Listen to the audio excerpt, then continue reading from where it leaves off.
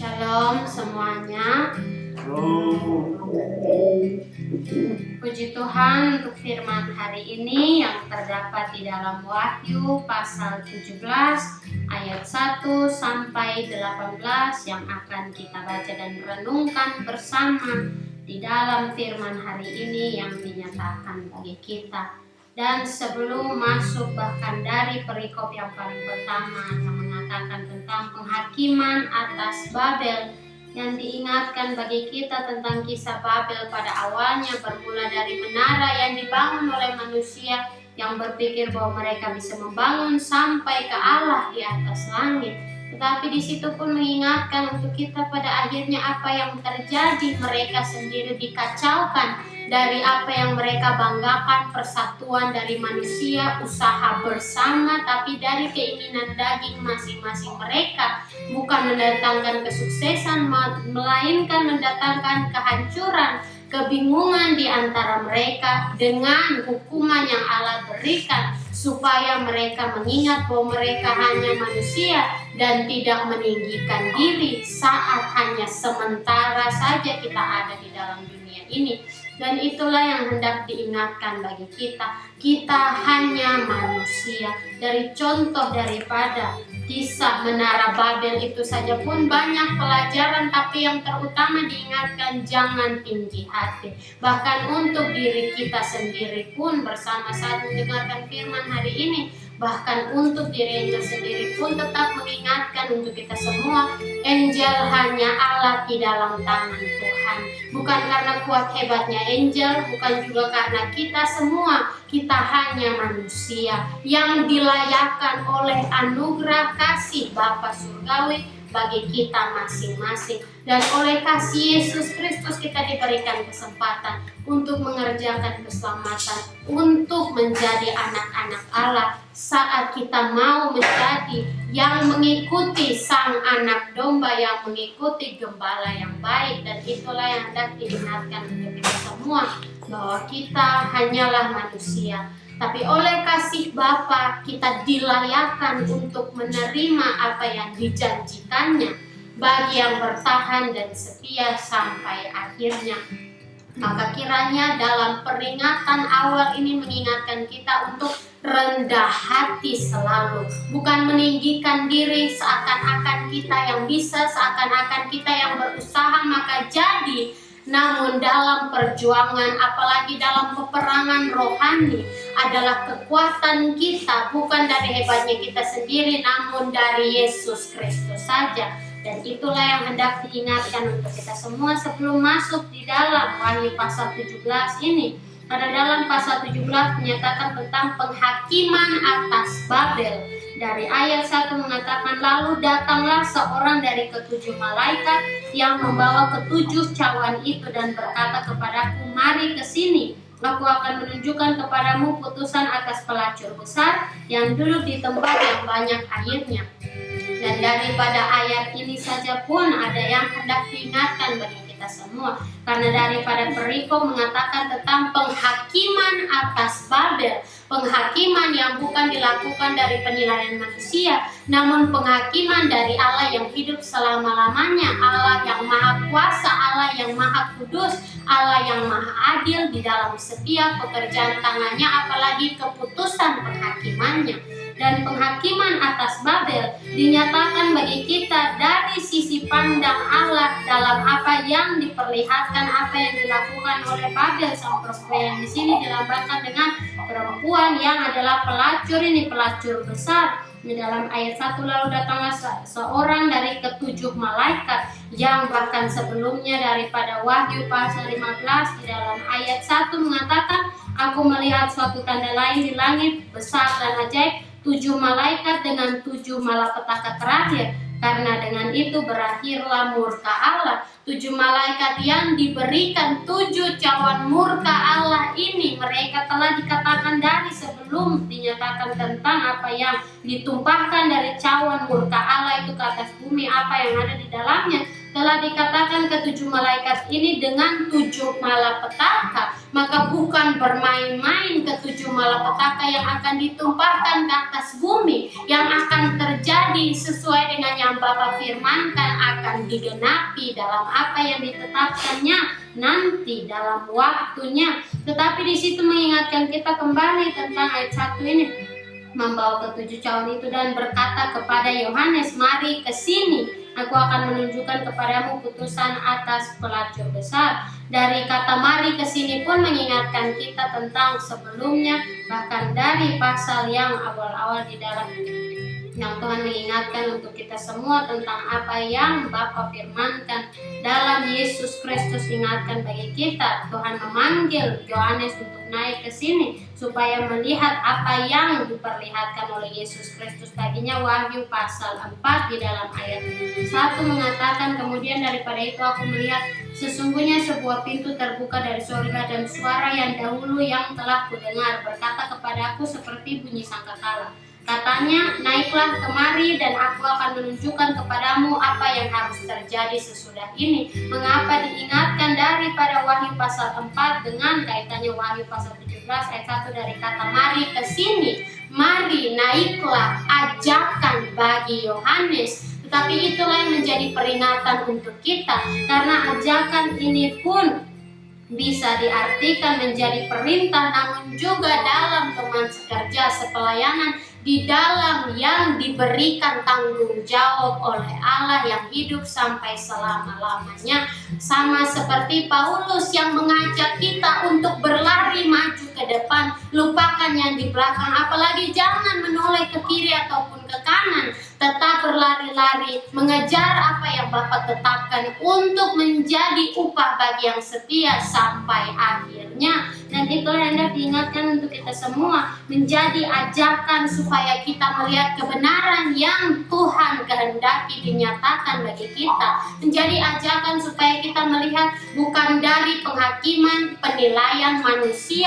apalagi diri sendiri, namun dari apa yang Allah pandang yang adil di matanya, karena ialah Allah yang hidup sampai selama-lamanya. Dan itulah yang hendak diingatkan untuk kita semua dari kata mari ke sini. Aku akan menunjukkan kepadamu putusan atas pelacur besar yang duduk di tempat yang banyak airnya. Putusan atas pelacur besar. Jadi bukan lagi pertimbangan, bukan lagi hanya sekedar dugaan, namun keputusan dari penghakiman yang maha kuasa terhadap pelacur besar ini. Dari kata pelacur pun mengingatkan kita tentang apa yang terjadi di kitab Hosea, di mana di dalam pasal 1 perikop kedua mengatakan keluarga Hosea sebagai gambaran Israel yang tidak setia. Karena memang benar bahwa Israel pun mereka yang dipilih oleh Allah, tetapi mereka sendiri mendua hati berubah setia dan mencari dewa-dewa Allah lain, seperti yang dinyatakan di dalam firman bahwa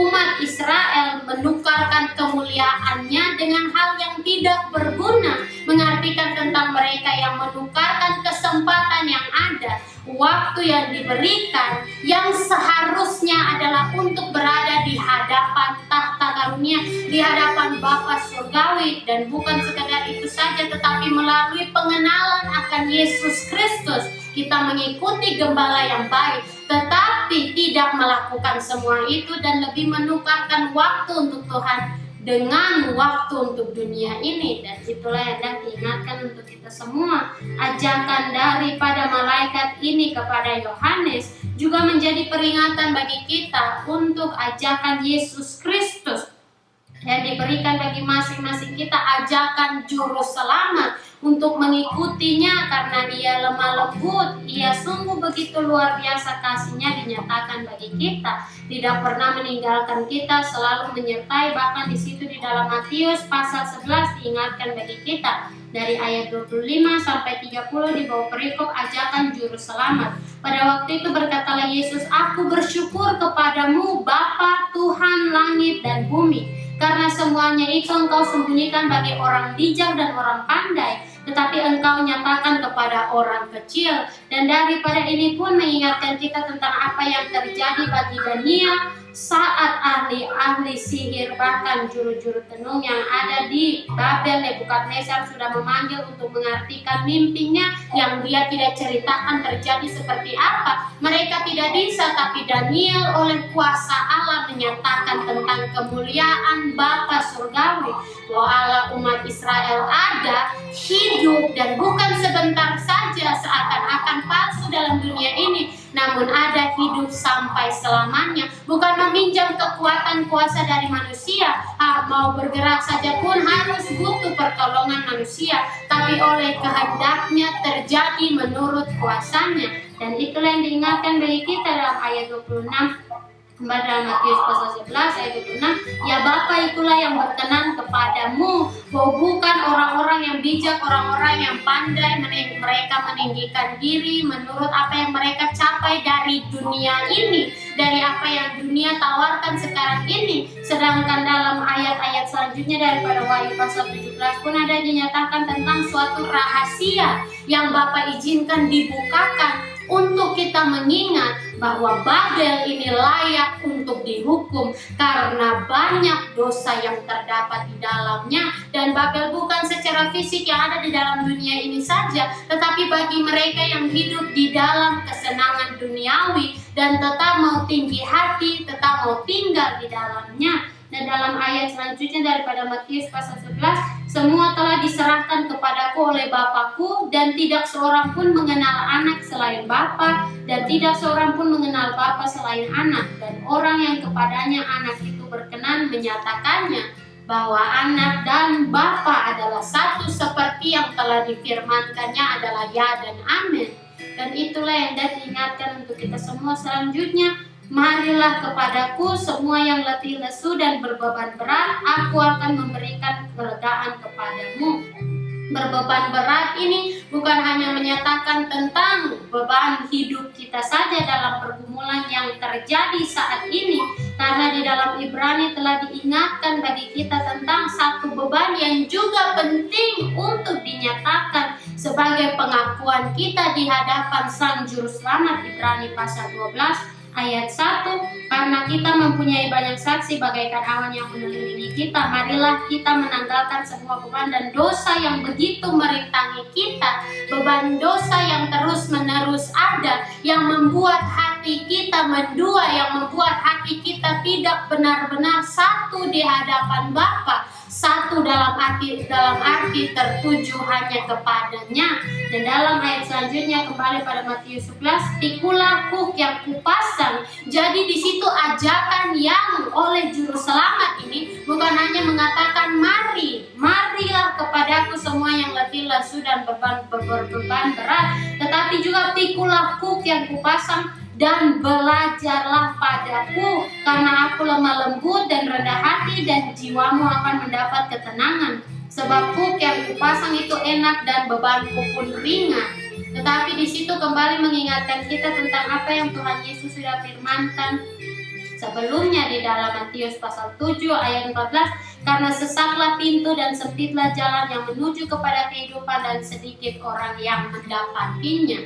Tuhan Yesus mengajak kita untuk belajar daripadanya, sedangkan apa yang terjadi baginya sungguh begitu dahsyat, penderitaan, cemooh yang ditujukan kepadanya. Oleh karena Yesus Kristus Sang Juru Selamat menyatakan tentang yang benar, tentang terang yang dari Bapa Surgawi diizinkan untuk dinyatakan di dalam dunia, bukan dari bantuan dunia pun, namun hanya satu, dari Yesus Kristus saja. Dan itulah yang diingatkan kita kembali dalam Wahyu pasal 17 ayat 1. Mari ke sini, aku akan menunjukkan kepadamu putusan atas pelacur besar yang duduk di tempat yang banyak airnya. Putusan itu bukan untuk dia bebas, bukan untuk dia bisa bersenang-senang, tetapi dia akan dihukum di dalam apa yang Bapa tetapkan untuk terjadi baginya. Dan di situ di tempat yang banyak airnya, adapun nanti dinyatakan di dalam ayat-ayat selanjutnya. Tetapi dalam ayat 2 dikatakan, dengan dia raja-raja di bumi telah berbuat cabul, dan penghuni-penghuni bumi telah mabuk oleh anggur percabulannya. Dan memang benar ini pun dinyatakan sebelumnya di dalam pasal sebelumnya yang menyatakan tentang Babel yang dimana dia mempunyai anggur yang memabukkan, bahkan firman saja mengatakan membuat gila bangsa-bangsa. Wahyu pasal 14 di dalam ayat 8, dan seorang malaikat lain, malaikat kedua, menyusul dia dan berkata, sudah rubuh Babel, kota besar itu yang telah memabukkan segala bangsa dengan anggur hawa nafsu cabulnya. Dengan dia raja-raja di bumi telah berbuat cabul yang tidak berkenan kepada Bapa surgawi, dan penghuni-penghuni bumi telah mabuk oleh anggur percabulannya. Bahkan ini pun ada dinyatakan di dalam kitab Yesaya, yang dimana menyatakan tentang raja-raja yang terus-menerus mabuk di dalam apa yang terjadi dari Babel ini, apa yang ditawarkan. Kesenangan anggur ini mengingatkan kita seperti apa yang tertulis di dalam kitab Tesalonika, surat yang Paulus kirimkan bagi mereka yang berada di Tesalonika. 1 Tesalonika pasal 5 di bawah perikop berjaga-jaga. Bahkan perikop-perikop sebelumnya pun mengingatkan kita nasihat supaya hidup kudus dan tentang kedatangan Tuhan, yang juga mempunyai ajakan bagi kita untuk tetap mari kita kerjakan keselamatan, karena upah yang Bapa janjikan lebih luar biasa dari apapun juga yang bisa dunia tawarkan. Dan di situ yang hendak diingatkan bagi kita 1 Tesalonika pasal 5 di dalam ayat 7. Sebab mereka yang tidur waktu malam, dan mereka yang mabuk waktu malam, mabuk di dalam anggur hawa nafsu cabul yang datang dari Babel ini, yaitu dari apa yang iblis tawarkan, dosa, kesenangan duniawi yang ada sementara saja saat ini. Penghuni-penghuni bumi, yang pertama raja-raja di bumi. Dari kata raja-raja ini pun mempunyai contoh yang jelas di dalam kitab Raja-Raja, yang dimana ada berulang kali raja dinyatakan di dalam kitab ini, tentang dimana bukan hanya mereka berbuat dosa, tetapi juga mereka membuat umat Israel melakukan dosa mengikuti mereka. Dan itulah yang hendak diingatkan untuk kita semua, seperti yang tertulis dalam 1 Raja-Raja pasal 16, contohnya Ela raja Israel dalam ayat 12 dan 13. Demikianlah Zimri memunahkan seluruh keluarga Baesa sesuai dengan firman Tuhan yang diucapkannya kepada Baesa dengan perantaraan Nabi Yehu. Oleh karena segala dosa yang telah dilakukan Baesa dan Ela anaknya, yang mengakibatkan orang Israel berdosa pula, sehingga mereka menimbulkan sakit hati Tuhan Allah Israel dengan dewa-dewa kesia-siaan mereka. Dan dari ayat sebelumnya, kenapa diingatkan pun dari ayat 12, itulah putusan Allah dalam penghakimannya terhadap Baesa dan Ela anaknya yang menjadi sementara dalam raja Israel. Dan itu pun yang diingatkan untuk kita semua, dari raja-raja Israel, raja-raja Yehuda, bahkan bukan hanya mereka, raja-raja yang ada di dalam dunia ini, penguasa-penguasa, tidak ada yang sampai selamanya. Itu yang diingatkan bagi kita di dalam kitab Pengkhotbah pasal 9. Nasib semua orang sama, pada akhirnya mereka akan mati. Itulah yang hendak diingatkan untuk kita semua, supaya kita mengingat bahwa kematian di dalam Tuhan akan mendapat berkat yang luar biasa. Karena seperti dalam sebelumnya Wahyu pasal 14 ayat 13 mengatakan, dan aku mendengar suara dari sorga berkata, tuliskan, berbahagialah orang-orang mati yang mati dalam Tuhan sejak sekarang ini. Sungguh kata Roh, supaya mereka boleh beristirahat dari jerih lelah mereka, karena segala perbuatan mereka menyertai mereka. Daripada Wahyu pasal 14 ini pun berkaitan dengan apa yang tadi diingatkan kita di Wahyu di dalam Matius pasal 11, yang dimana dalam Wahyu pasal 14 di sini dikatakan mereka boleh beristirahat dari jerih lelah mereka. Sedangkan ajakan daripada juru selamat adalah pikulah kuk yang ringan, bebanku pun enak, bebanku ringan. Maka apa arti daripada jerih lelah payah mereka ini? Adalah yang bertahan sampai akhirnya. Memang bisa kita mengangkat barang yang ringan, tetapi ini bukan barang yang bisa kita pegang saja di tangan. Ini kuk harus kita pikul di atas pundak kita, sama seperti Yesus Kristus yang memikul salib sampai Golgota, bahkan tidak sampai selesai. Tetapi di situ pun mengingatkan untuk kita semua, Bapa menolong Yesus pun bukan bukan dengan membebaskannya dari penghukuman langsung di situ, namun membawa Simon orang Kirene untuk membantu memikul, dan disitulah pun yang diingatkan dari kita tentang bersama kita di dalam Yesus Kristus, dipersatukan sehati, seia, sekata, sama seperti jemaat perdana. Bahkan dalam zaman-zaman dulu pun anak-anak Allah, mereka yang bersatu bukan karena hubungan daging maupun darah, namun karena kasih Bapa mempersatukan mereka. Dan itulah yang hendak diingatkan untuk kita semua,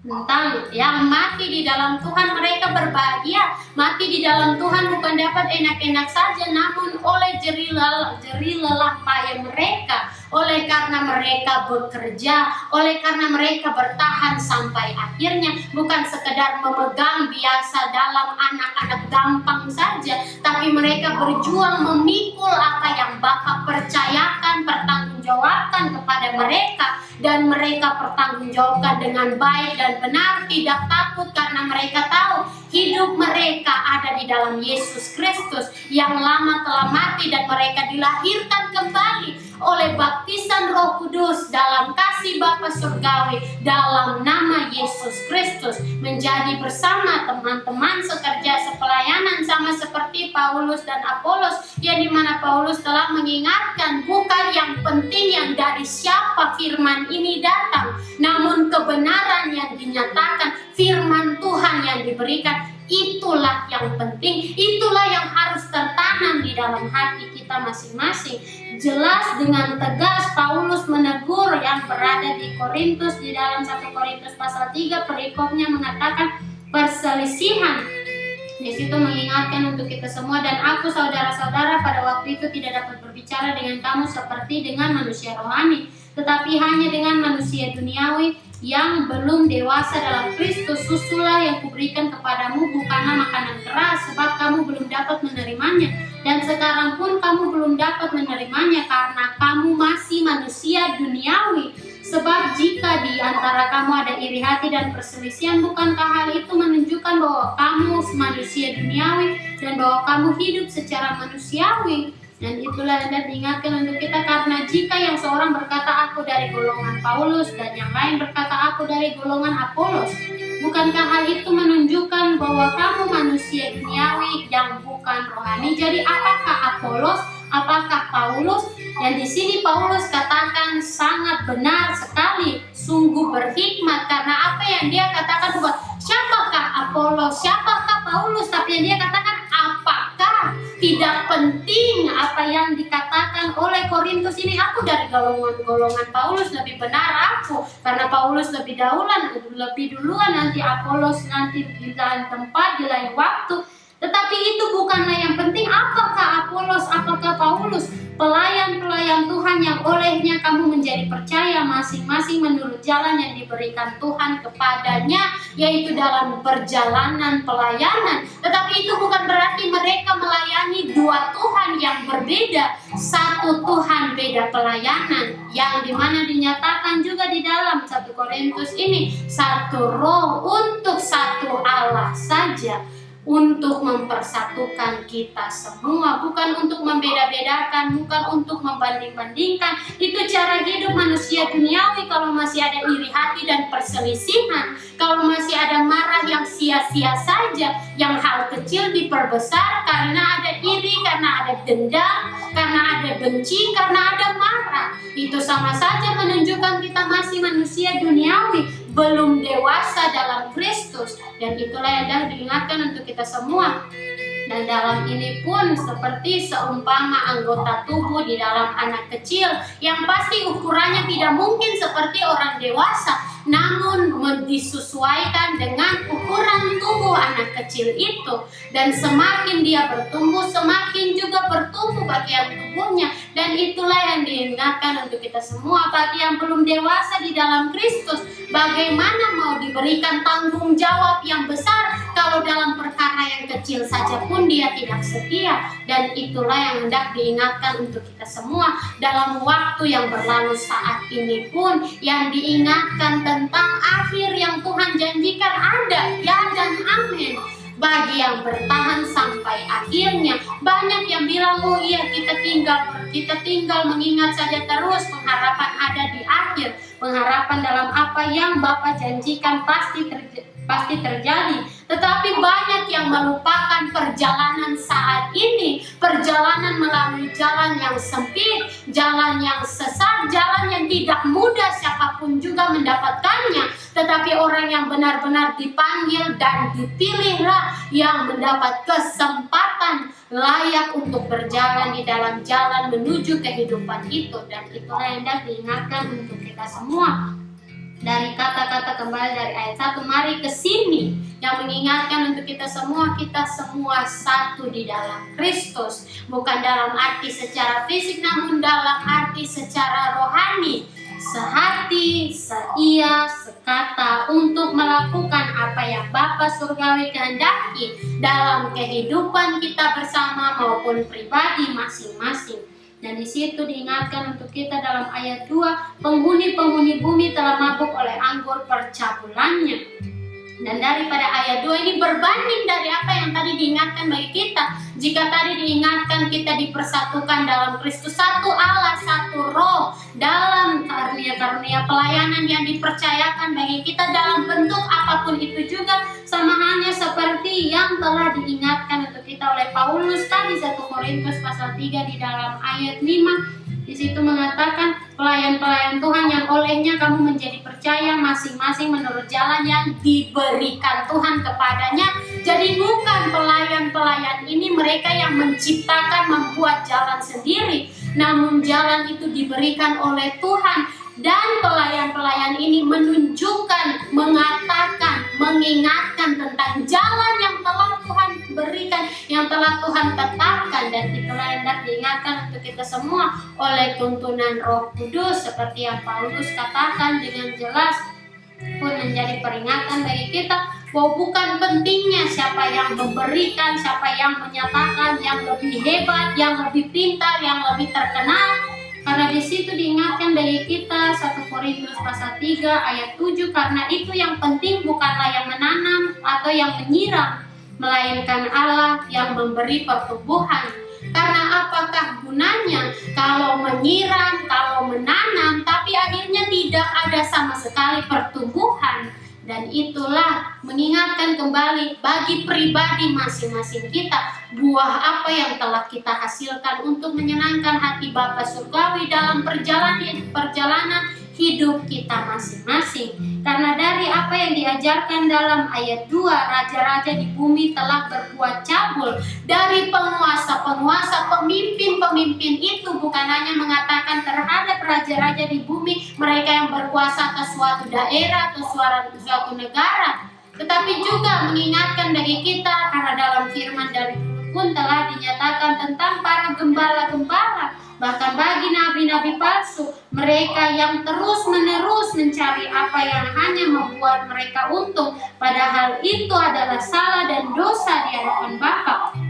Dan itu pun yang diingatkan untuk kita semua, seperti yang tertulis di dalam Yeremia pasal 11, perjanjian Allah diingkari. Di dalam ayat 14, adapun janganlah engkau berdoa untuk bangsa ini, dan janganlah naikkan permohonan dan doa untuk mereka, sebab aku tidak akan mendengarkan pada waktu mereka berseru kepadaku karena malapetaka mereka. Dan di sini mengapa sampai Allah mengatakan ini seperti kejam sekali. Tetapi jika kita membaca satu ayat ini saja, tidak akan mengerti apa yang Allah lakukan sebelumnya, apa yang Allah nyatakan sebelumnya.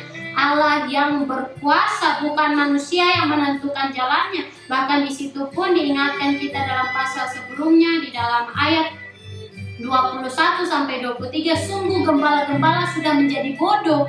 Mereka tidak menanyakan petunjuk Tuhan. Itulah bodoh di hadapan Bapa, yang berpikir cerdas, yang berpikir berhikmat, yang berpikir bijak. Padahal mereka saja pun dipilih untuk menyatakan kuasa kemuliaan Allah dari apa yang dinyatakannya, bukan apa yang dinyatakan mereka dari apa yang mereka buat sendiri. Mereka bodoh karena mereka tidak menanyakan petunjuk Tuhan.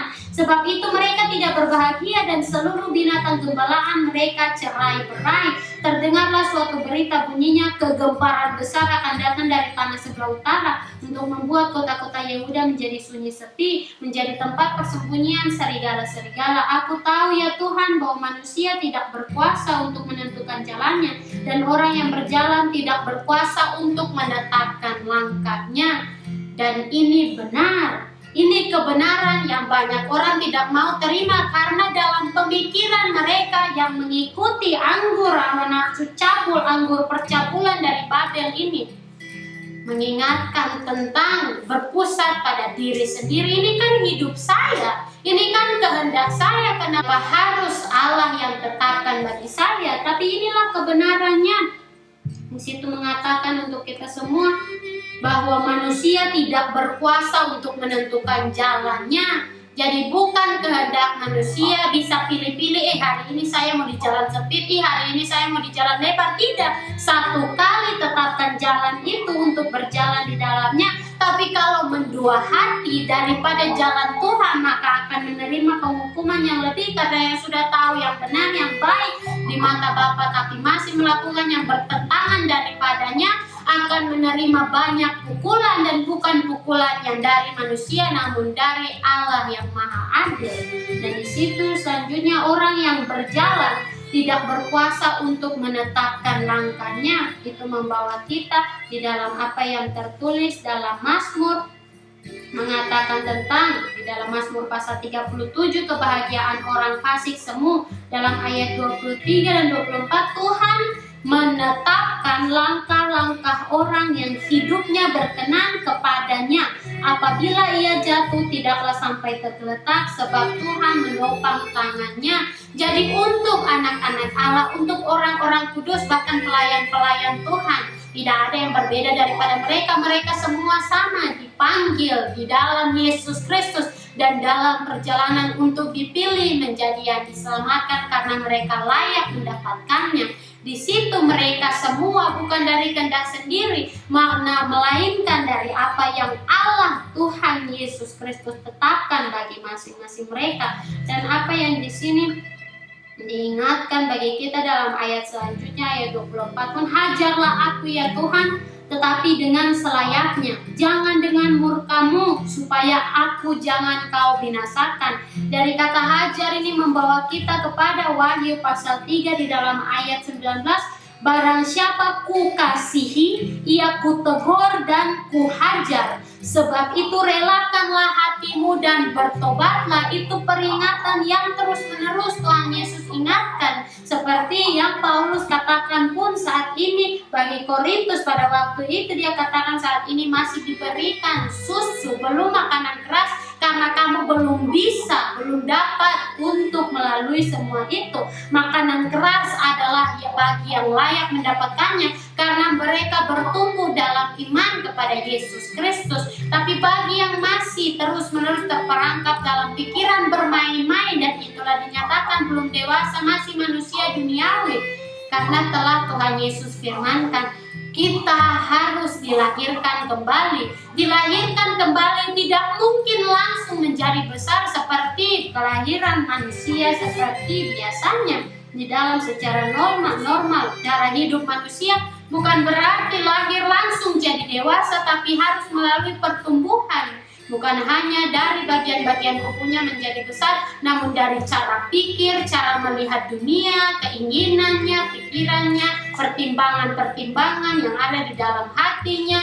Dan itulah yang diingatkan untuk kita semua. Bertumbuh dewasa dalam Kristus berarti sepenuhnya bersyukur, sepenuhnya berserah, bahwa bukan lagi kehendak kita yang terjadi, namun Tuhan yang menetapkan langkah kita. Walaupun terjatuh tapi tidak sampai tergeletak, itu dinyatakan supaya jangan kita kecewa, karena Tuhan tidak pernah janji hidup dalam dunia akan enak-enak saja. Namun yang Ia janjikan adalah apa yang Ia berikan, apa yang Ia ajarkan kepada kita adalah ringan bebannya dari apa yang dunia tawarkan, karena beban itu adalah dalam Yesus Kristus. Beban yang bukan menarik kita ke belakang, namun yang disiapkan untuk menjadi upah bagi yang tetap berpegang, bahkan membawanya sampai pada akhirnya. Dan disitulah yang mengingatkan kita kembali dalam Yeremia pasal 10 ayat 25. Tumpahkanlah kepanasan amarahmu ke atas bangsa-bangsa yang tidak mengenal engkau, ke atas kaum-kaum keluarga yang tidak menyerukan namamu, sebab mereka telah memakan Yakub dan menghabisinya, dan membuat tempat kediamannya menjadi puing. Daripada ayat 25 permintaan ini bisa saja dibilang kejam. Kenapa harus dengan orang-orang yang tidak mengenal Allah? Bukannya mereka tidak berbuat apa-apa. Tapi ternyata dari ayat 25 kata-kata selanjutnya, sebab mereka telah memakan Yakub dan menghabisinya. Mengapa demikian? Karena mereka datang dari apa yang dunia tawarkan. Mereka datang dari apa yang iblis berikan bagi mereka. Kesenangan, kemegahan, dewa-dewa palsu. Apa yang menjadi pengalihan perhatian dari Allah yang ada hidup sampai selamanya. Dan itu pun membawa kita berlanjut pun dalam pasal selanjutnya. Di dalam pasal 11 ayat 10 bahkan dari ayat 9, berfirmanlah Tuhan kepadaku, telah terdapat persepakatan jahat di antara orang Yehuda dan penduduk Yerusalem. Mereka sudah jatuh kembali kepada kesalahan nenek moyang mereka yang dahulu telah menolak mendengarkan firman-Ku. Jadi kesalahan umat Israel bukan hanya tentang menyembah dewa-dewa saja, itu saja pun sudah sangat buruk sekali. Namun di sini yang diingatkan juga bagi kita mendengarkan firman Tuhan. Jadi jika kita membaca, mendengar, tetapi kita tidak mau melakukan, sama saja sia-sia. Karena dalam mendengarkan firman Tuhan adalah untuk kita mengetahuinya, supaya kita tahu cara melakukannya, mempraktekannya, menyatakannya dalam hidup kita masing-masing. Mereka mengikuti Allah lain dan beribadah kepadanya. Kaum Israel dan kaum Yehuda telah mengingkari perjanjianku yang telah kuikat dengan nenek moyang mereka. Sebab itu beginilah firman Tuhan, sesungguhnya aku mendatangkan ke atas mereka malapetaka yang tidak dapat mereka hindari. Dan apabila mereka berseru-seru kepadaku, maka aku tidak akan mendengarkan mereka. Dan biarpun kota-kota Yehuda dan penduduk Yerusalem pergi berseru-seru kepada para Allah yang mereka sembah dengan korban bakaran, tetapi Allah itu sama sekali tidak dapat menolong mereka pada waktu mereka ditimpa malapetaka. Dan itulah yang menjadi peringatan yang sangat jelas bagi kita semua. Bahkan dari ayat 15 dan 16 pun, apakah lagi urusan kekasihku di dalam rumahku? Bukankah ia sudah melaksanakan rancangan-rancangan yang jahat? Dapatkan nazar-nazar dan daging yang suci melewatkan malapetaka daripadamu, sehingga kemudian engkau dapat beria-ria. Pohon zaitun yang rimbun elok dipandang mata, pernah Tuhan menamai engkau, tapi dengan bunyi keributan yang hebat ia menyalakan api pada daun-daunnya, sehingga ranting-rantingnya terbakar. Tuhan semesta alam yang telah membuat engkau tumbuh telah menentukan malapetaka atasmu karena kejahatan yang telah dilakukan oleh kaum Israel dan kaum Yehuda untuk menimbulkan sakit hatiku dengan membakar korban kepada Baal, dengan mencari menurut keinginan mereka sendiri. Itu jelas sekali mengatakan kembali dari Wahyu pasal 17 perikop penghakiman atas Babel. Babel bukan kota yang kecil, kota yang besar dengan patung-patung dewa-dewa Allah lain banyak di dalamnya. Kemegahan di mana-mana bisa terlihat. Mereka berpesta bisa kapan saja. Tetapi pada akhirnya putusan Allah bagi mereka adalah penghukuman, kehancuran yang membuat mereka tidak akan pernah dibangun lagi sampai selama-lamanya. Dan itu membawa kita di dalam ayat 3 selanjutnya. Dalam roh aku dibawanya ke padang gurun, dan aku melihat seorang perempuan duduk di atas seekor binatang yang merah ungu, yang penuh tertulis dengan nama-nama hujat.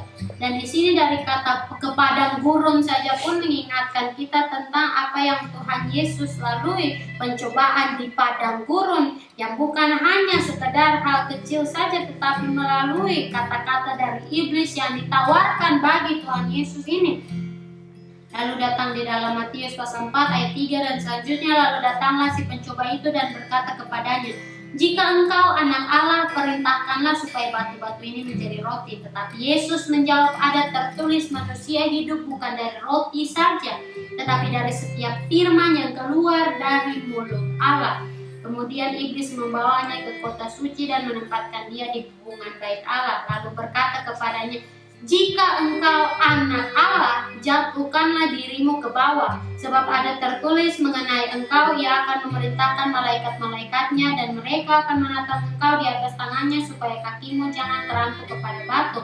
Malahan dari apa yang terjadi bagi Tuhan Yesus, bahkan dari awal-awal sebelum perjalanan pelayanan Tuhan Yesus ini pun menjadi bayangan terhadap apa yang akan terjadi nanti baginya, dari yang dikatakan tentang mengubah batu-batu menjadi roti. Itu mengingatkan kita tentang apa yang Tuhan Yesus firmankan, bahwa dagingnya memberikan hidup, memberikan hikmat, memberikan janji yang Bapa tetapkan digenapi, nyata ya dan amin bagi yang mau menerimanya dan setia tetap berada di dalamnya selalu.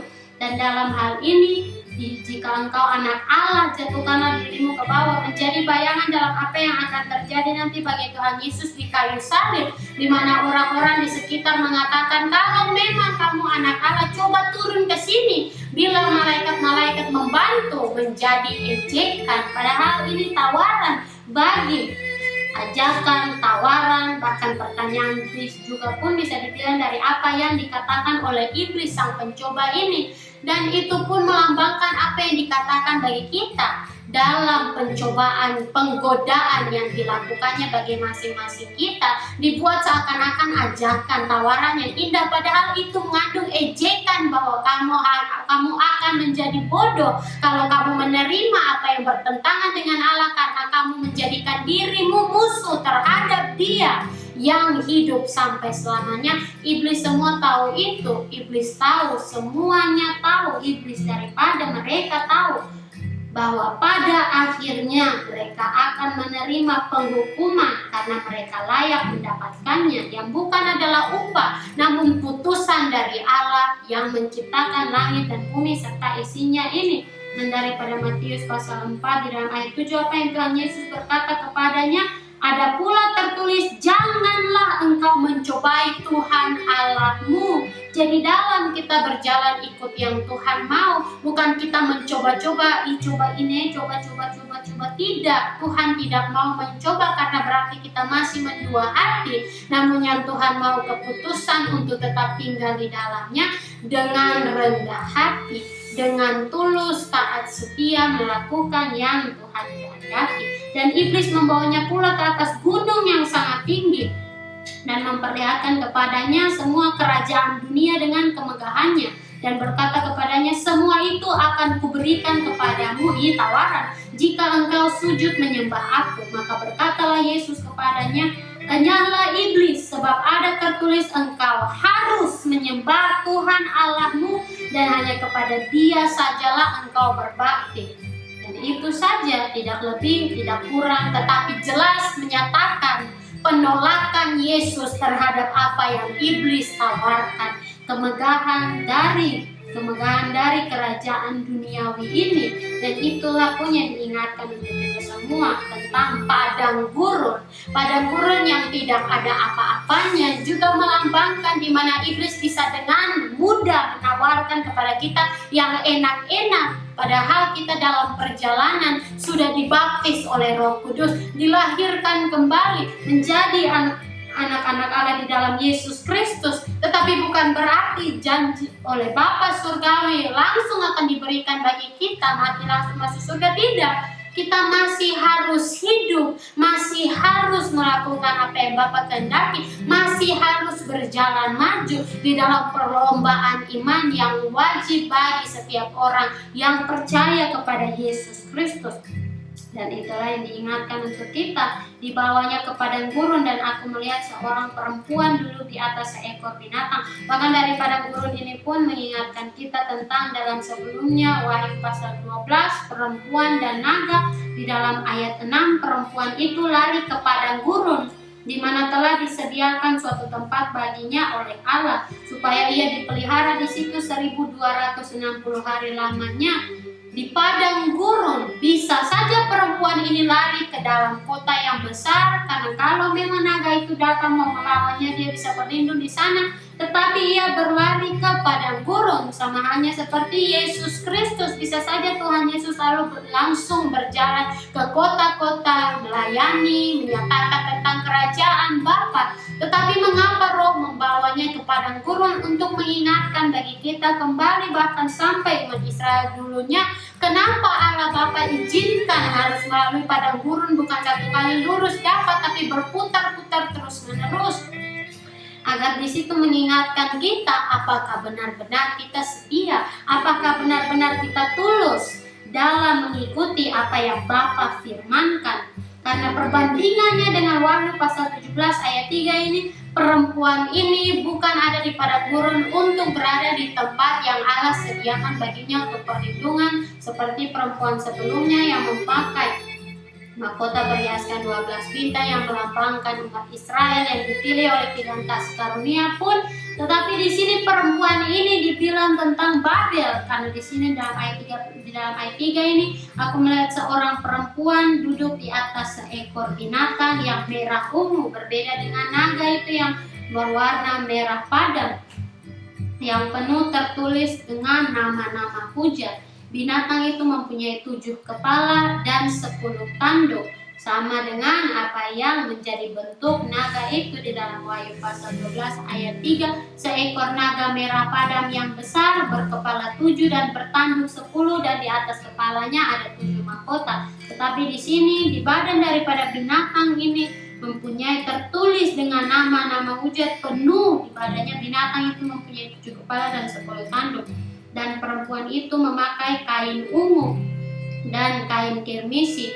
Dari kain ungu ini mengatakan bagi kita tentang pengejekan terhadap Yesus Kristus, Sang Raja di atas segala raja, saat dinyatakan kemenangan dari Bapa surgawi. Bukan seperti yang dunia pikirkan, bukan seperti yang dunia sangka maupun yang dunia duga, namun dalam apa yang Bapa tetapkan terjadi, mematahkan semua pikiran manusia terhadap apa yang akan menjadi akhir Yesus Kristus di kayu salib. Yaitu mereka berpikir sudah hilang, sudah selesai. Yesus Kristus ini yang bilang dirinya sendiri raja orang Yahudi, anak Allah, dia sudah mati, tidak akan ada lagi berita-berita seperti itu, kita bisa bersenang-senang lagi. Namun ternyata apa yang Allah nyatakan, bahwa sebenarnya ialah Yesus Kristuslah yang berkuasa, Sang Juru Selamat yang telah datang, tapi mereka sendiri yang menolaknya. Di situ dari apa yang dinyatakan dari Wahyu pasal 17 tadi dalam ayat 4, perempuan itu memakai kain ungu, mengingatkan kita tentang Yohanes pasal 19 di bawah perikop Yesus dihukum mati. Di situ di dalam ayat 2, prajurit-prajurit menganyam sebuah mahkota duri dan menaruhnya di atas kepalanya. Mereka memakaikan dia jubah ungu. Di sini Tuhan Yesus dipakaikan jubah ungu. Dari Wahyu pasal 17 ayat 4, perempuan itu memakai kain ungu. Maka mengingatkan kita tentang perbandingan ini dari apa yang manusia paksakan kepada Yesus Kristus, tapi pada akhirnya kehendak Bapa lah yang digenapi, terjadi, dinyatakan bagi semua orang yang hadir, bahkan sampai seluruh dunia sekalipun. Tetapi dengan perbandingan yang nyata itu, perempuan ini memakai kain ungu, berpikir bahwa dirinya adalah raja dari semua, berpikir dirinya adalah yang berkuasa dari yang lainnya, lebih tinggi, karena ungu ini pun melambangkan tentang kerajaan-kerajaan dunia yang tadi diingatkan kita dari apa yang terjadi bagi Tuhan Yesus dalam pencobaan di padang gurun. Bahkan sebelumnya dari Yohanes pasal 19 ayat 2, kata-katanya mengatakan prajurit-prajurit menganyam sebuah mahkota duri. Bisa saja mereka taruh langsung mahkota duri itu di atas kepala Tuhan Yesus, tetapi mereka menganyam terlebih dahulu, membentuk seperti mahkota duri untuk menjadi penghinaan, pengejekan bagi Yesus Kristus. Betapa menderitanya Tuhan Yesus. Dan ini bukan satu kali langsung naik di kayu salib, tetapi harus berjalan dengan semua ini. Dan itulah yang diingatkan kita. Bahkan ayat 3 pun selanjutnya mengatakan, dan sambil maju maju ke depan. Mereka berkata, "Salam, hai Raja orang Yahudi." Lalu mereka menampar mukanya. Dari kata ini pun kembali mengingatkan kita tentang di dalam ayat 22 bahkan sampai ayat 23 pun, ketika ia mengatakan hal itu, seorang penjaga yang berdiri di situ menampar mukanya sambil berkata, "Begitukah jawabmu kepada imam besar?" Jawab Yesus kepadanya, "Jikalau kataku itu salah, tunjukkanlah salahnya. Tetapi jikalau kataku itu benar, mengapakah engkau menampar aku?" Dari kata menampar ini pun mengingatkan kita tentang apa yang sudah Tuhan Yesus ingatkan tentang kasihilah musuhmu di dalam Matius pasal 5, bahkan sebelumnya ayat 38 dan 39, "Kamu telah mendengar firman mata ganti mata dan gigi ganti gigi, tetapi aku berkata kepadamu, janganlah kamu melawan orang yang berbuat jahat kepadamu, melainkan siapapun yang menampar pipi kananmu, berilah juga kepadanya pipi kirimu." Apa yang mempunyai persamaan di sini adalah menampar ini, menampar pipi. Tetapi apa yang terjadi bagi Yesus Kristus adalah ia benar.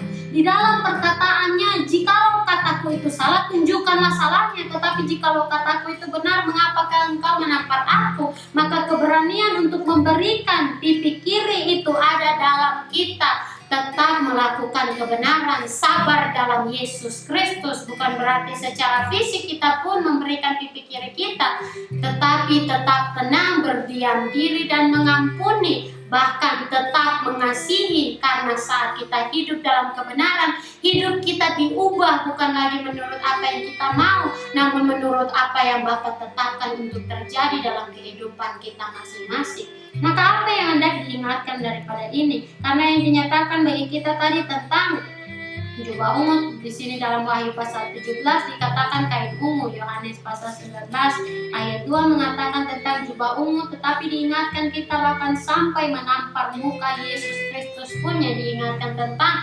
ditamparnya pipi kanan, diberikan pipi kiri pun. Tetapi disitulah peringatan bagi kita. Belajar daripada Yesus Kristus bukanlah hal yang satu kali jadi semua langsung sempurna. Tetapi dalam proses, dalam perjalanan langkah demi langkah yang Bapa Surgawi tetapkan, membuat kita belajar bahwa benar setiap detik, setiap langkah maju, kita selalu mengingat kalau karena kita mustahil, kalau karena usaha kita tidak mungkin. Tapi oleh kebaikan Bapa kita diizinkannya belajar dari susu terlebih dahulu, supaya kita mempersiapkan diri menerima makanan keras nanti. Karena kalau kita tinggi diri, saya bisa saat datang pengujian. Apa yang bisa kita lakukan kalau kita belum layak diberikan tanggung jawab yang besar itu saat kita saja pun belum setia dalam perkara yang kecil. Dan itulah yang Tuhan mengingatkan, Bapa memperhitungkan segala sesuatu, bahkan dalam detik-detik pun. Dalam firman hari ini pun ada suatu hal yang penting yang Tuhan mengingatkan bagi kita pun, waktu. Waktu yang ada saat ini tidak akan ada untuk selamanya, namun yang sementara, sebentar saja, yang begitu berharga bagi kita manusia, bukan untuk kita terlena dengan apa yang dunia tawarkan, bukan untuk bermain-main dalam apa yang dunia berikan, namun untuk mengingat bahwa meterai Allah yang hidup akan diberikan bagi mereka yang dipilih untuk diselamatkan. Jubah keselamatan adalah yang layak mendapatkannya, menjadi tanda bahwa mereka adalah anak-anak Allah, ahli waris kerajaan surga, mahkota kehidupan yang adalah diberikan bagi orang-orang yang melalui pencobaan dengan tetap setia sampai akhirnya mereka layak karena mereka menyenangkan hati Bapa Surgawi.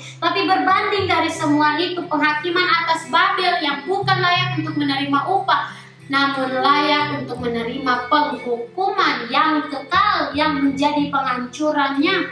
Di situ di dalam ayat 4 selanjutnya, kain ungu dan kain kirmisi yang mengingatkan kita tentang apa yang dinyatakan dari kitab Yesaya.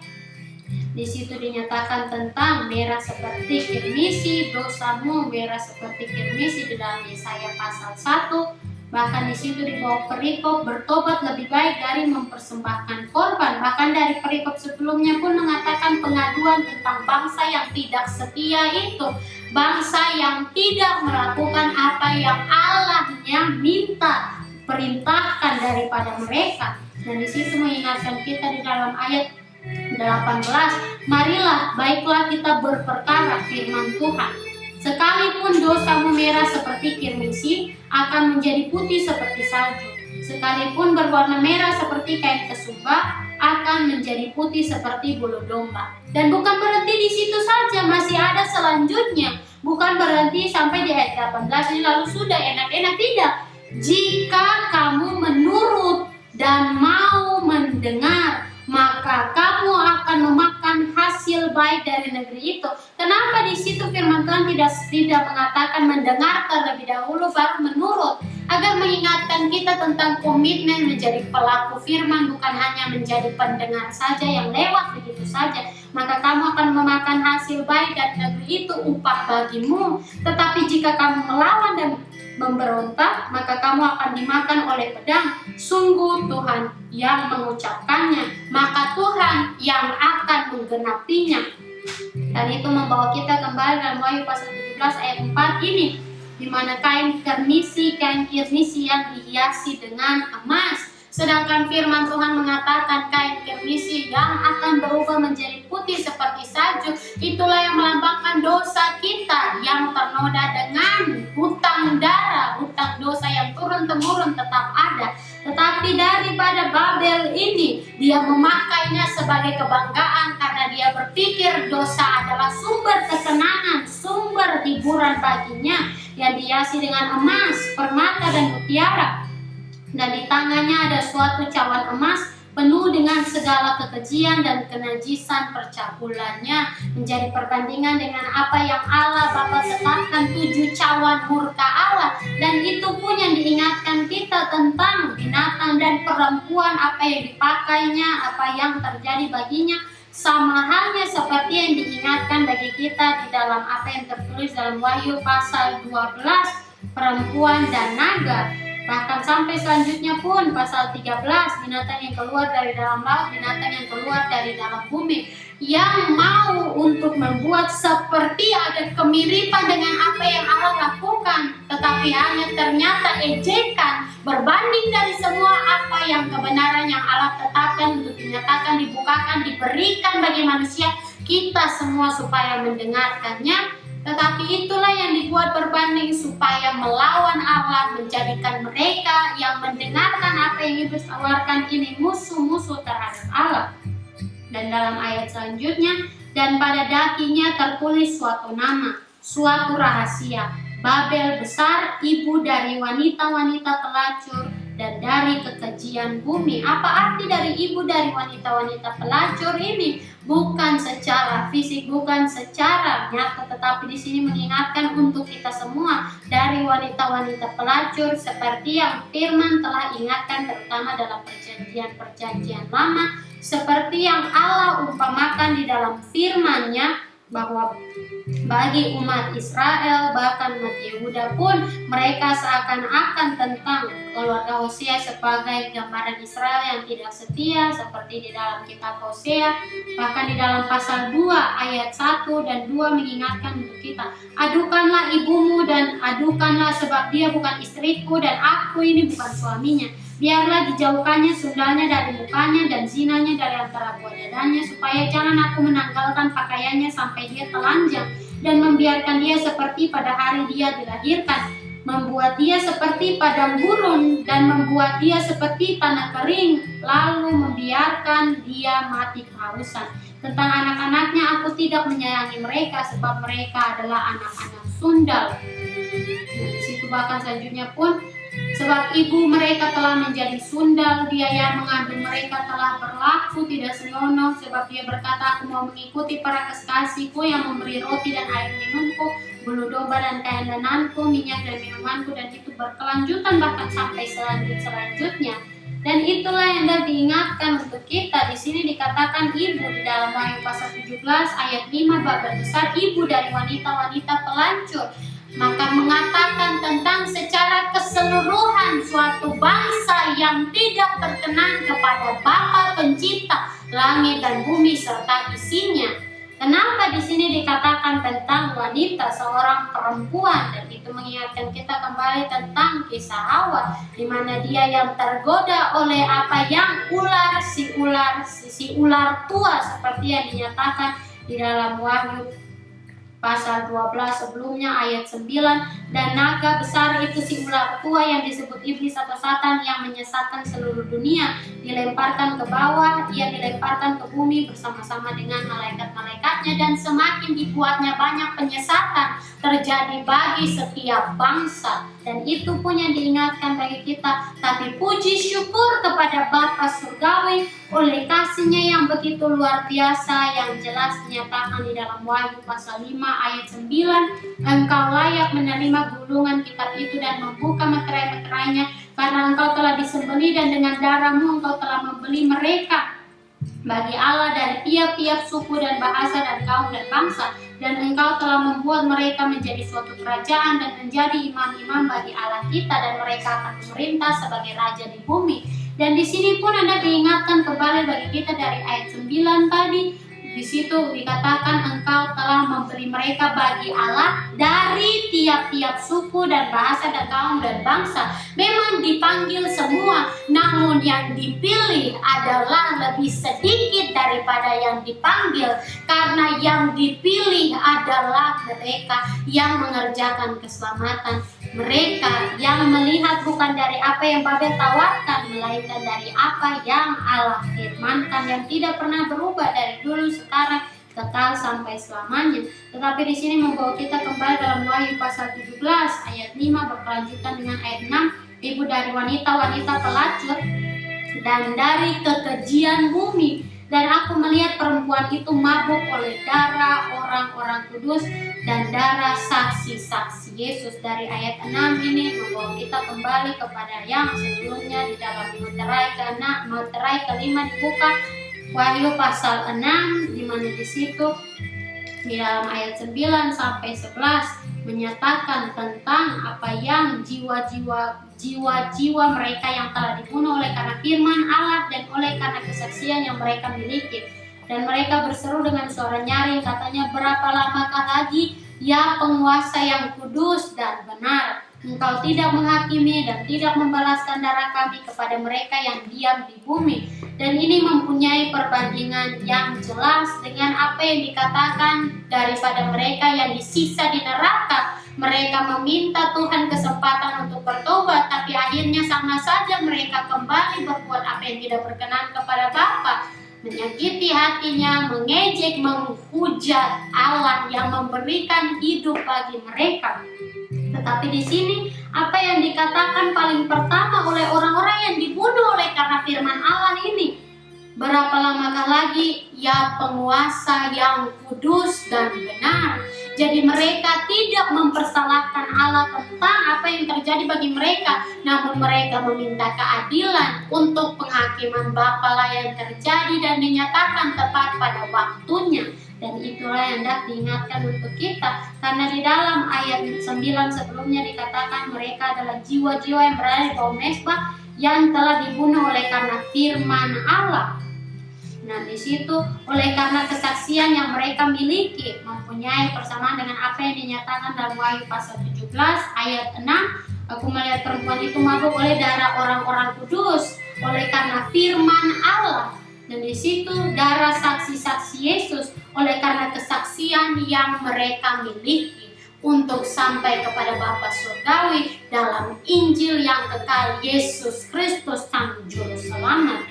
Dan ketika aku melihatnya, aku sangat heran. Lalu kata malaikat itu kepadaku, mengapa engkau heran?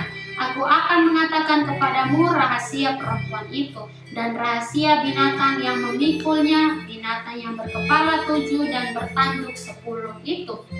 Mengapa sampai Yohanes heran? Banyak hal yang terjadi bagi Yohanes yang juga bisa menjadi pertanyaan bagi kita. Tetapi itulah yang diingatkan untuk kita semua, bahwa pada saat itu Yohanes tidak tahu apa yang akan terjadi, apa yang akan dinyatakan selanjutnya. Maka ia terheran terhadap apa yang telah dinyatakan selama itu baginya dan masih ada untuk selanjutnya pun.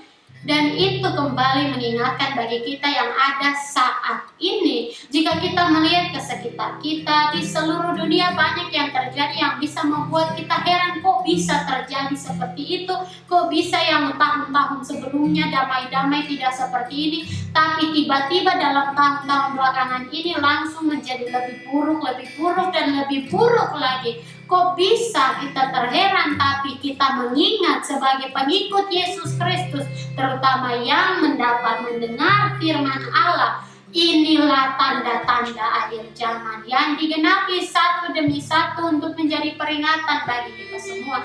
Dan di sini pun Angel hendak bersaksi tentang apa yang Tuhan Yesus izinkan dibukakan kembali, diperlihatkan bagi Angel untuk menjadi peringatan bagi kita semua tentang jam besar yang ada di hadapan bumi yang terus-menerus berputar, tetapi saat sudah tiba waktunya untuk berhenti, meledak, dan tidak akan ada lagi, mengatakan tentang apa yang akan terjadi bagi dunia saat sudah waktu yang Bapa tetapkan untuk mengerjakan keselamatan selesai.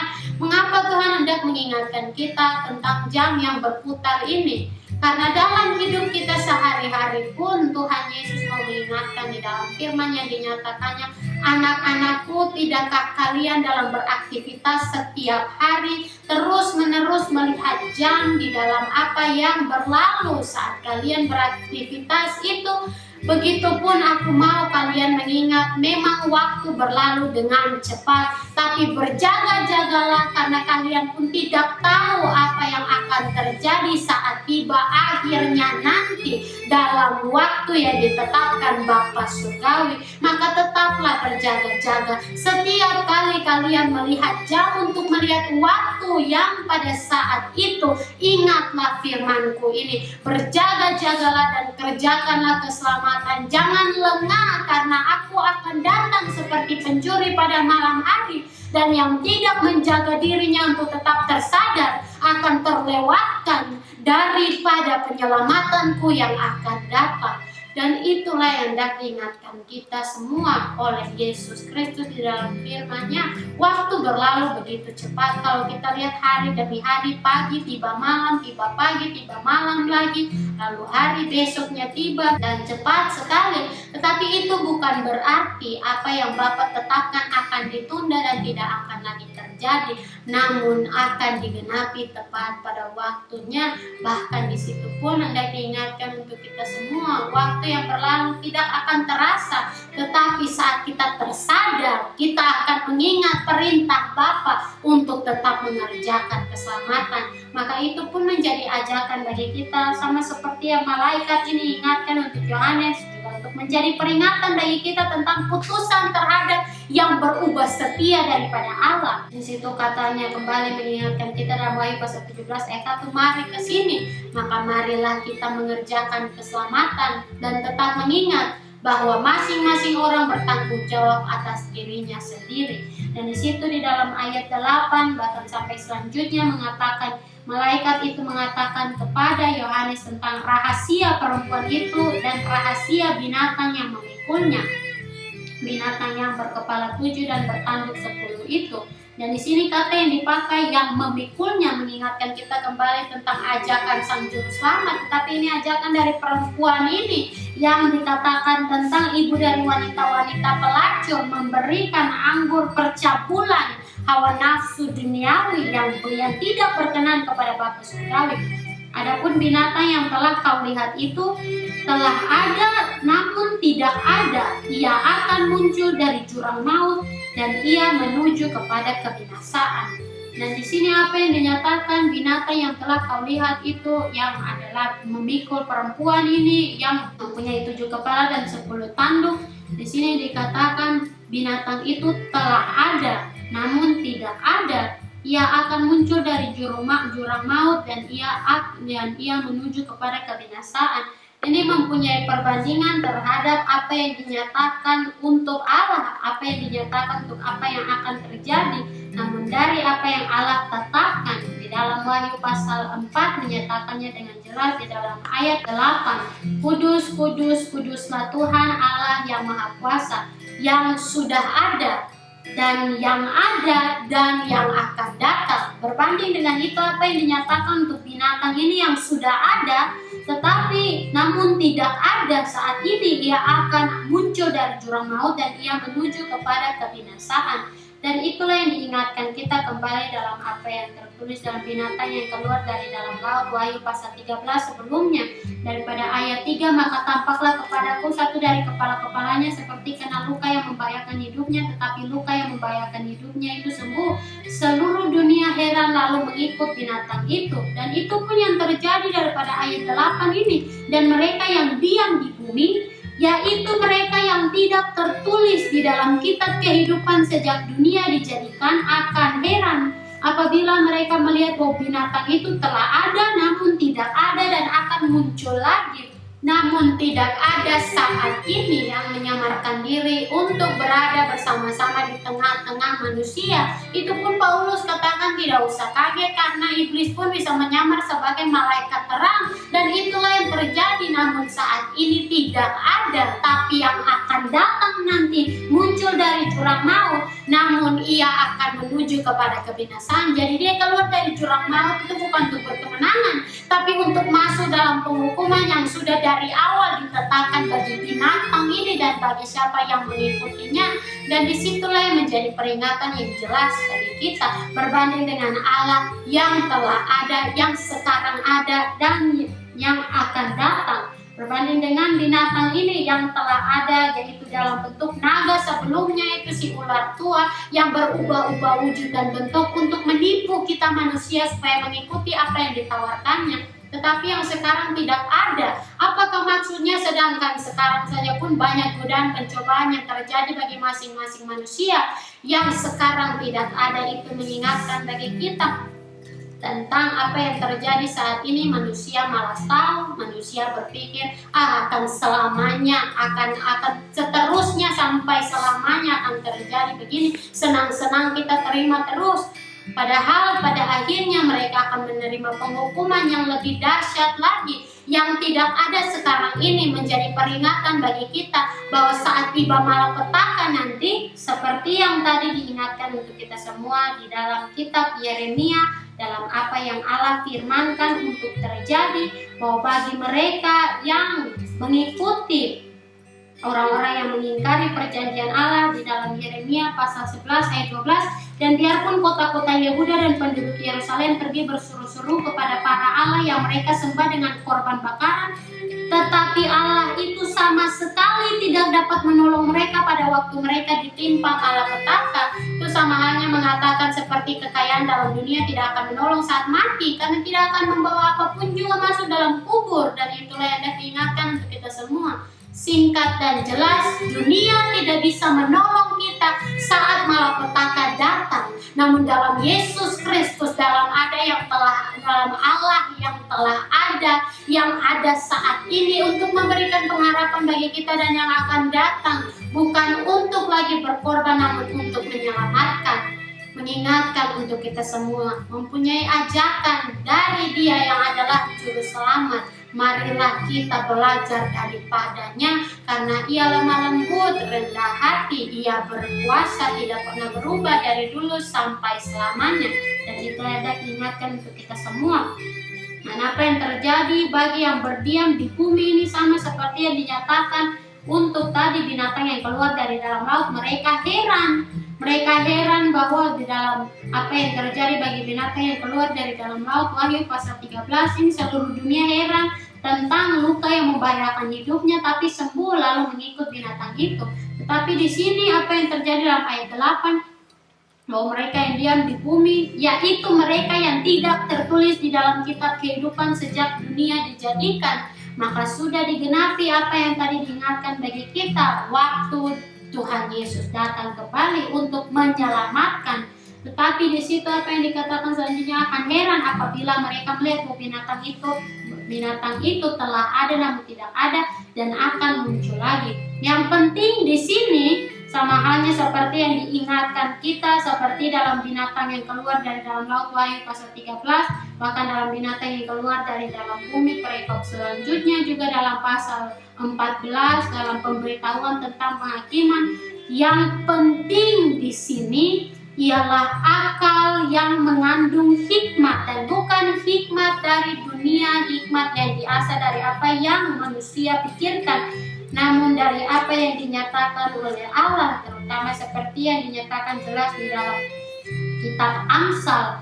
Tetapi di situ yang jelas diingatkan bagi kita tentang hikmat itu dalam Amsal pasal 8 ayat 13, takut akan Tuhan ialah membenci kejahatan, aku benci kepada kesombongan, kecongkakan, tingkah laku yang jahat, dan mulut penuh tipu muslihat. Padaku ada nasihat dan pertimbangan, akulah pengertian, padakulah kekuatan. Aku mengasihi orang yang mengasihi aku, dan orang yang tekun mencari aku akan mendapatkan daku. Yaitu yang mencari hikmat dan mencarinya dengan apa yang dikatakannya dalam ayat 11 sebelumnya.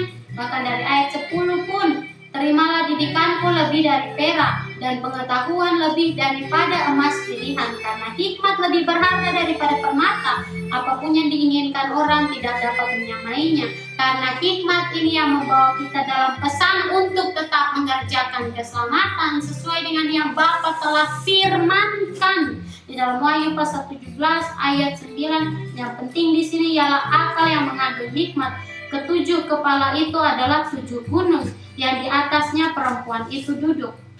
Ketujuhnya adalah juga 7 raja. 5 diantaranya sudah jatuh, yang 1 ada dan yang lain belum datang. Dan jika ia datang, ia akan tinggal seketika saja. Dan binatang yang pernah ada dan yang sekarang tidak ada itu, ia sendiri adalah raja ke-8, dan namun demikian 1 dari ke-7 itu, dan ia menuju kepada kebinasaan.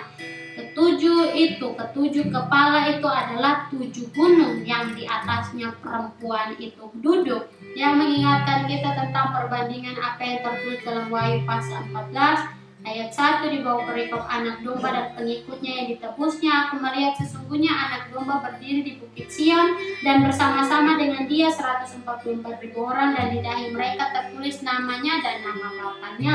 Tetapi disitulah yang mengingatkan untuk kita semua pengalihan perhatian dari bukit Sion yang sesungguhnya dengan banyaknya kerajaan-kerajaan dunia, bahkan bukan hanya kerajaan namun kemegahan, kemewahan yang ditawarkannya untuk membuat kita tidak mengikuti apa yang Bapa tetapkan bagi langkah kita, langkah hidup kita selanjutnya.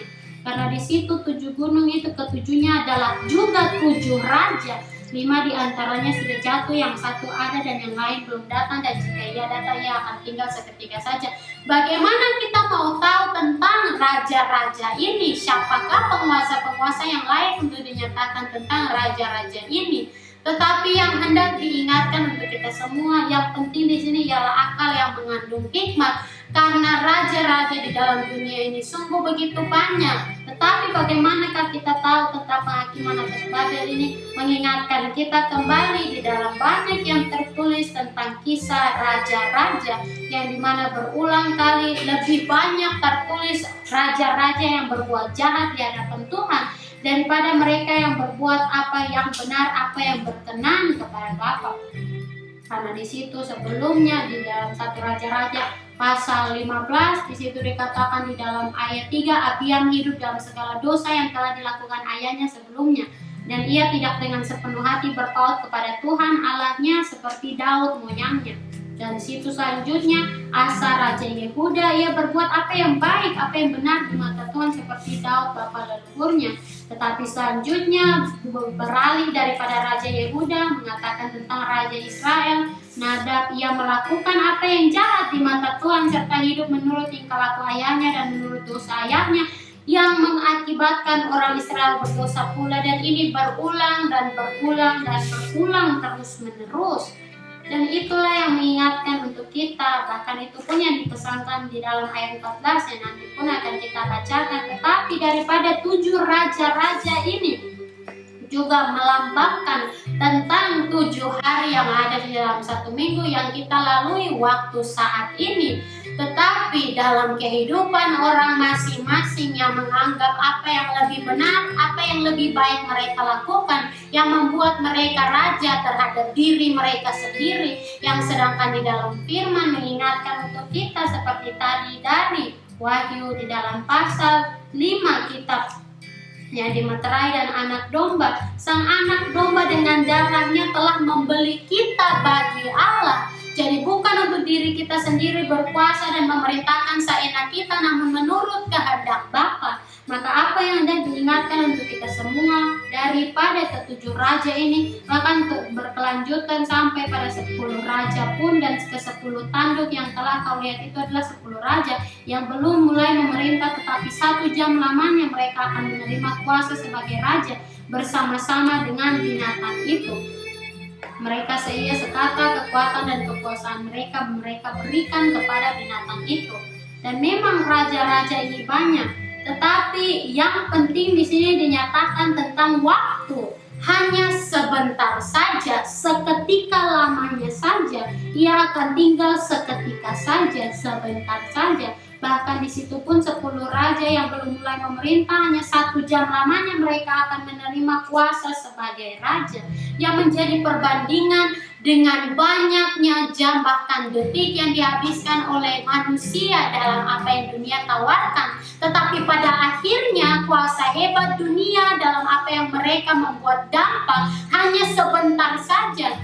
Dan itulah yang hendak diingatkan untuk kita semua di hadapan Allah yang Maha Kuasa. Itu mengapa dalam ayat 14 menjadi peringatan yang jelas bagi kita. Mereka akan berperang melawan anak domba, tetapi anak domba akan mengalahkan mereka, karena ia adalah Tuhan di atas segala Tuhan dan Raja di atas segala Raja. Mereka bersama-sama dengan Dia juga akan menang, yaitu mereka yang terpanggil, yang telah dipilih, dan yang setia. Dan daripada ini pun Angel hendak bersaksi tentang apa yang Tuhan Yesus izinkan untuk Angel dibawa dan diperlihatkan terhadap struktur neraka, yang dimana melalui lubang yang besar, yang dimana firman menyatakan tentang jurang lubang maut, dan masuk ke dalamnya di dasar ada terowongan untuk berjalan maju lagi, yang terowongannya juga panjang sampai di gerbang masuk.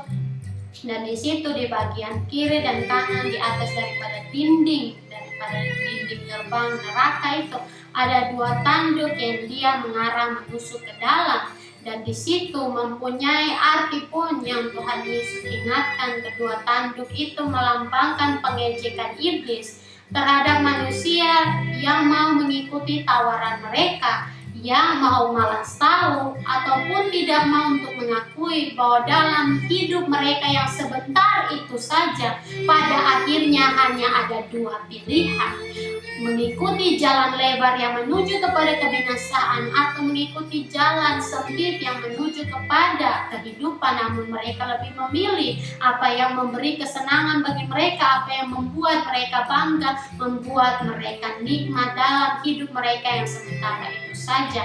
Maka anak-anakku, ingatlah, berjaga-jagalah terhadap jalan yang lebar, karena banyak orang dari jalan itu akan mengajak kamu pun untuk berjalan mengikuti mereka. Tetapi ingatlah apa yang aku nyatakan hari ini, akal di dalam hikmat surgawi, kuasa iman dan percaya, sekalipun tidak melihat telah aku taruh di dalam masing-masing kalian, supaya kalian berjalan sesuai kehendakku, supaya kalian melihat bukan dari apa yang dunia katakan, melainkan dari apa yang aku siapkan dan firmankan untuk menjadi upah bagi masing-masing kalian.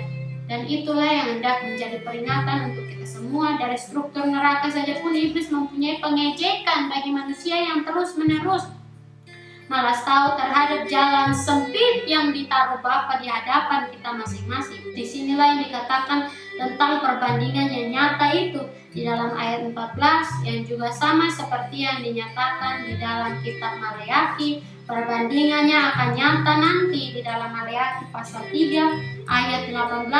Maka kamu akan melihat kembali perbedaan antara orang benar dan orang fasik, antara orang yang beribadah kepada Allah dan orang yang tidak beribadah kepadanya. Ini menyatakan tentang, ini menunjuk tentang apa yang dinyatakan juga dalam Wahyu pasal 17 ayat 14 ini. Mereka bersama-sama dengan Dia juga akan menang, yaitu mereka yang terpanggil, yang telah dipilih dan yang setia. Tapi di sini apa yang dinyatakan daripada Maleakhi pasal 3 ini, kamu akan melihat kembali perbedaan antara orang benar dan orang fasik. Itu juga mengatakan tentang yang tadi diingatkan bagi kita tentang kematian. Yang mati di dalam Tuhan akan terlihat mana yang benar-benar setia, mana yang benar-benar kudus. Karena pada akhirnya seperti yang Paulus telah ingatkan bagi kita dalam apa yang Bapa izinkan untuk dibukakan dalam tuntunan Roh Kudus, bahwa kita tidak akan mendahului yang mati, tapi mereka lah yang terlebih dahulu dibangkitkan untuk menerima upah, baru kita yang hidup menerima apa yang dijanjikan kalau kita setia sampai akhirnya. Itulah yang ada diingatkan untuk kita daripada ayat 10 bahkan sampai ayat 13 yang mengatakan tentang raja-raja ini. Yang penting mengingatkan untuk kita semua bukan siapa-siapa, tetapi berjaga-jaga, karena waktu semakin berlalu dan dunia tidak ada punya kuasa untuk melindungi bahkan menyembunyikan kita dari murka Allah yang datang kalau kita tidak dipilih, kalau kita tertinggal dalam dunia yang akan binasa ini. Dan itulah yang diingatkan kita dalam kata-kata terakhir ayat 14. Mereka yang bersama-sama dengan Dia sang anak domba juga akan menang, yaitu mereka yang terpanggil, yang telah dipilih dan yang setia. Bukan dengan menurut kehendak manusia, bukan dari pertimbangan orang-orang, namun dari kehendak Bapa, pilihan kasih karunia yang dilihatnya adil bagi semua orang. Lalu Ia berkata kepadaku, semua air yang telah kau lihat, di mana wanita pelacur itu duduk, adalah bangsa-bangsa dan rakyat banyak dan kaum dan bahasa. Dan itulah yang diingatkan kembali di dalam ayat 2 tadi, penghuni-penghuni bumi telah mabuk oleh anggur percabulannya. Dan itulah mengapa wanita pelacur itu duduk di atas air itu.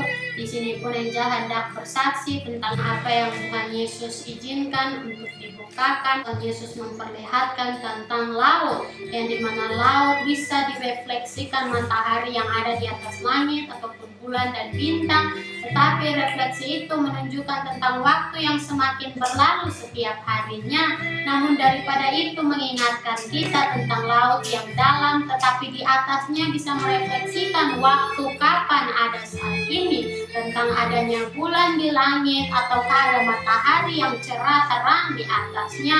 Namun di situ menjadi peringatan bagi kita semua. Lagi di sini karena di sini dinyatakan wanita pelacur itu duduk di atas air itu mengingatkan kita tentang laut yang dalam, tapi atasnya saja pun bisa mengetahui tentang waktu.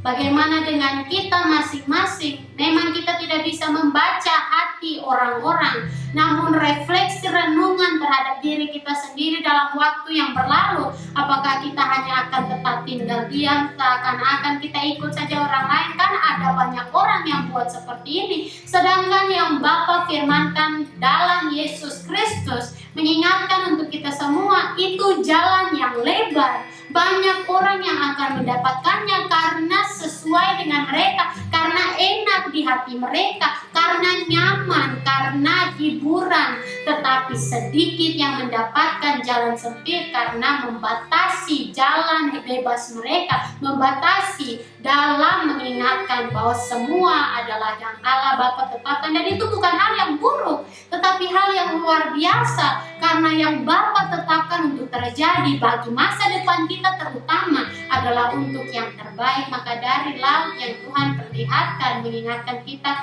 kembali bagi diri kita sendiri, memang pasti masih ada yang tersembunyi, kita belum pernah bukakan bagi siapapun juga, namun Tuhan tahu. Dan yang Tuhan mau kita melihat di permukaan, lihat langit, lihat bukan secara fisik saja, namun dalam arti lihat kemuliaan Tuhan, lihat kemegahannya, lihat kuasanya, lihat apa yang dinyatakan di dalam firman-Nya.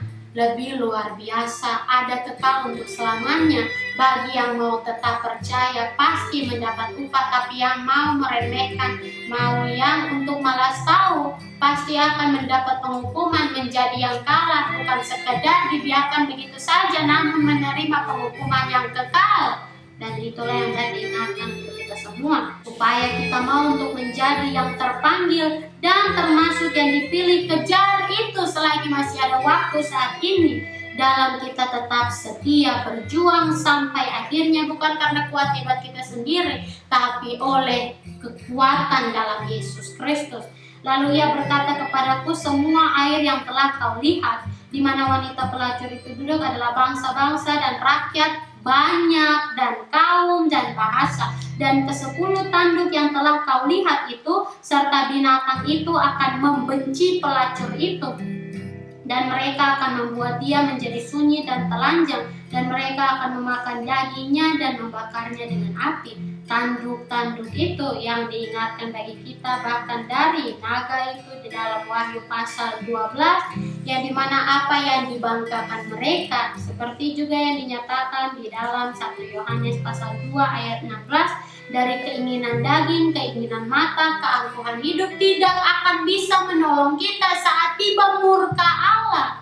Dan itulah yang harus ditegaskan, karena saat ini banyak orang melupakan murka Allah akan datang bagi orang-orang yang tidak tertulis di dalam kitab kehidupan, seperti yang tadi pun penting yang dapat diingatkan untuk kita semua dalam ayat 8, mereka yang tidak tertulis di dalam kitab kehidupan sejak dunia dijadikan. Dan daripada itu saja pun banyak yang hendak diingatkan untuk kita semua di dalam kitab kehidupan sejak dunia dijadikan, yang dimana kitab kehidupan itu mencatat mereka yang hidup oleh kasih Bapa dari sejak dunia dijadikan, ataupun yang telah Bapa tetapkan sebagai rencananya bagi kita bahkan sebelum dunia dijadikan. Begitu luar biasa kasih Allah, lebih tinggi dari langit, lebih dalam dari laut, tapi dinyatakannya bagi kita manusia yang berdosa, supaya kita mengingat tentang apa yang tadi telah diingatkan, dinyatakan bagi kita di dalam firman-Nya secara langsung. Yesaya pasal 1